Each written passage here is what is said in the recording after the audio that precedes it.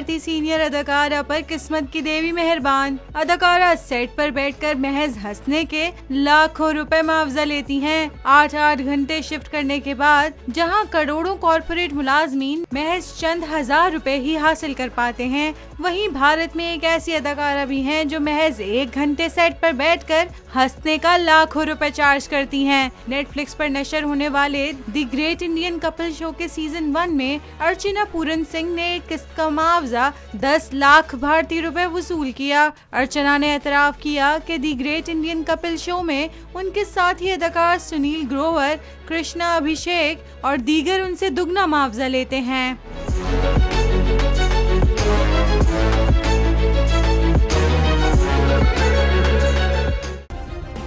Subscribe करें और bell दबाएं ताकि कोई खबर रह न जाए।